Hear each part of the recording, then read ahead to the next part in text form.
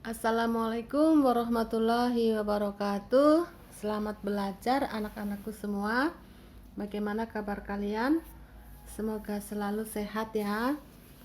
Di sini Ibu akan memberikan penjelasan sedikit mengenai pola keruangan desa.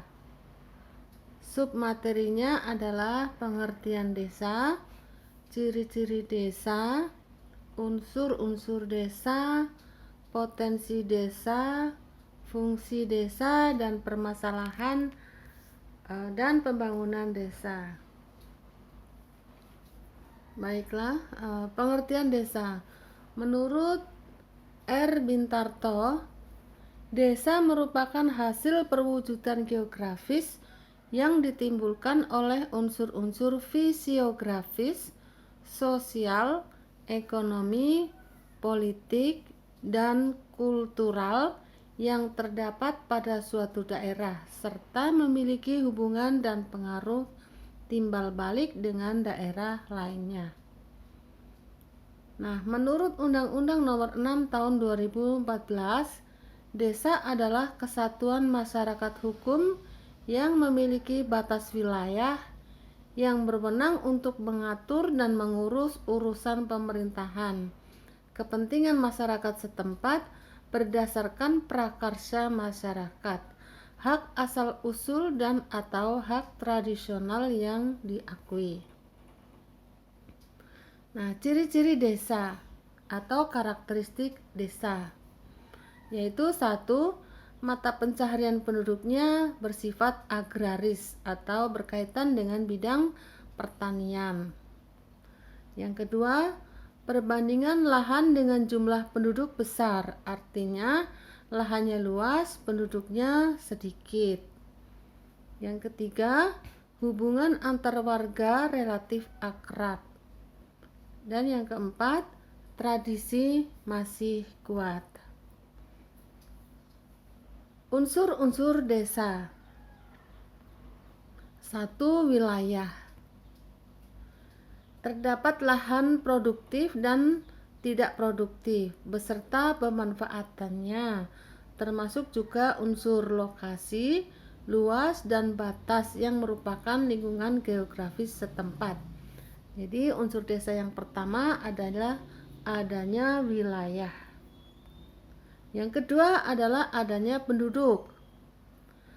Nah, penduduk ini meliputi jumlah, pertumbuhan, kepadatan, persebaran, dan mata pencaharian penduduk desa setempat. Yang ketiga adalah adanya perilaku, yaitu berupa pola pergaulan masyarakat, adat istiadat, ikatan kekeluargaan, dan juga menyangkut seluk-beluk kehidupan masyarakat. Nah, ini unsur desa ada 3 ya. Jadi wilayah, penduduk, dan perilaku. Kemudian potensi desa. Potensi desa adalah segala sesuatu yang dapat dimanfaatkan untuk keberlangsungan kehidupan masyarakat desa, yang terdiri dari potensi fisik dan potensi non-fisik. Potensi fisik terdiri dari atau berupa tanah, air, iklim, ternak, dan juga manusia. Kemudian potensi non-fisik berupa masyarakat desa dari segi sosial, kemudian lembaga-lembaga sosial, dan aparatur atau pamong desa atau juga perangkat desa. Selanjutnya, tingkat kemajuan desa. Tingkat kemajuan desa itu dipengaruhi oleh 1. Potensi desa atau sumber daya alam maupun sumber daya manusia yang ada di desa tersebut. Kemudian interaksi desa kota. Ada tidaknya interaksi desa kota ini mempengaruhi tingkat kemajuan suatu desa. Semakin tinggi interaksi antara desa dengan kota, semakin besar desa tersebut untuk lebih maju. Kemudian yang ketiga adalah lokasi desa. Lokasi ini juga mempengaruhi tingkat kemajuan desa. Jika lokasi desa tersebut jauh dari pusat pemerintahan, itu biasanya kemajuannya itu lambat. Berikut, klasifikasi desa atau pengelompokan desa. Berdasarkan tingkat perkembangannya, yaitu ada desa terbelakang, desa berkembang, dan desa maju. Berdasarkan tingkat pembangunan dan kemampuan mengembangkan potensi yang dimiliki. Ada desa swadaya, desa swakarya, dan desa swasembada. Berikut, desa swadaya. Desa swadaya berasal dari kata swadaya itu berasal dari kata swa dan daya. Swa itu artinya sendiri, daya itu artinya kemampuan. Jadi desa yang memiliki kemampuan sendiri adalah desa yang masyarakat telah mampu memenuhi kebutuhannya sendiri. Penduduknya masih jarang dan kurang berkomunikasi dengan masyarakat luar, sehingga proses kemajuan yang diperoleh sebagai hasil interaksi dengan wilayah lain berjalan lambat. Ya, jadi ini desa swadaya. Berikut, desa swakarya. Swakarya, swa itu sendiri, karya itu karya, ya, hasil karya. Adalah desa yang masyarakatnya sudah lebih maju dibandingkan dengan desa swadaya. Selain untuk memenuhi kebutuhannya sendiri, kelebihan produksi yang dihasilkan penduduk sudah mulai dijual ke daerah lain.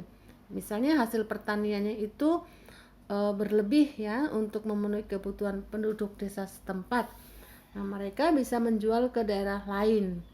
Nah, itu dinamakan desa swakarya. Desa swakarya mulai mengadakan kontak atau hubungan dengan warga lain di luar wilayah desa tersebut. Jadi di sini sudah mulai ada komunikasi ya. Berikut yang ketiga adalah desa swasembada. Swasembada artinya swa itu sendiri, sembada itu kemampuan, yaitu desa yang sudah mampu mengembangkan semua potensi yang ada secara optimal. Masyarakat desa ini sudah mulai mengadakan interaksi atau hubungan dengan masyarakat luar untuk melakukan tukar-menukar barang dengan wilayah lain. Hasil dari interaksi tersebut menyebabkan masyarakat yang tinggal di desa swasembada mampu menyerap teknologi baru untuk memanfaatkan sumber daya yang dimiliki sehingga proses pembangunan dapat berjalan dengan baik. Berikut fungsi desa.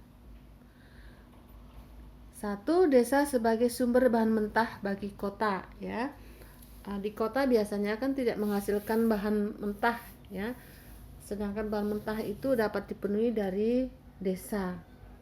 Yang kedua, desa sebagai sumber tenaga kerja bagi kota ya. Penduduk desa itu biasanya pergi ke kota untuk mencari pekerjaan. Yang ketiga, desa sebagai mitra pembangunan wilayah kota dan menjadi daerah hinterland atau penyokong bagi wilayah kota.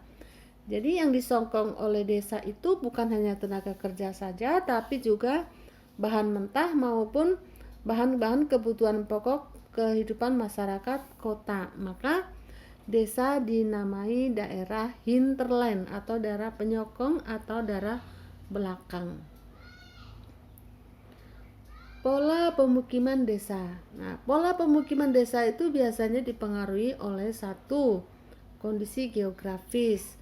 Yang kedua, sarana transportasi. Yang ketiga, kondisi topografi, ya. Maka pola pemukiman desa itu ada bermacam-macam. Misalnya 1, pola memanjang. Nah, ini karena dipengaruhi oleh kondisi geografis berupa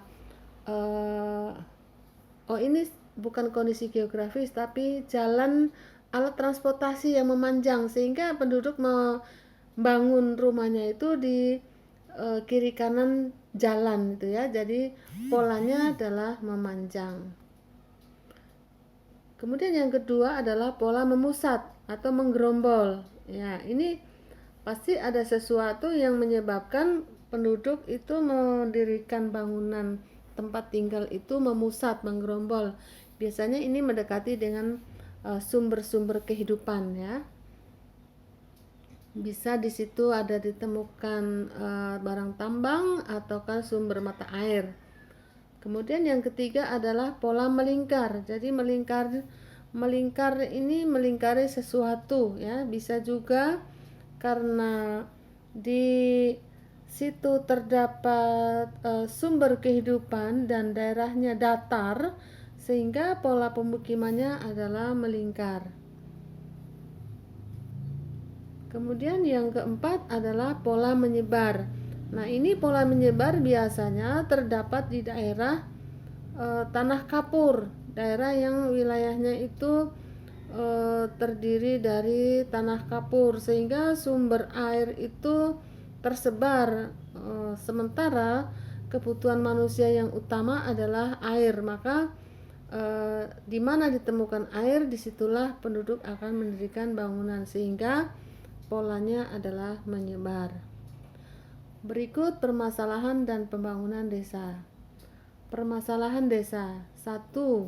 Kondisi geografis wilayah yang berupa kepulauan, berbukit, bergunung-gunung, jauh dari pusat pemerintahan merupakan potensi sekaligus masalah.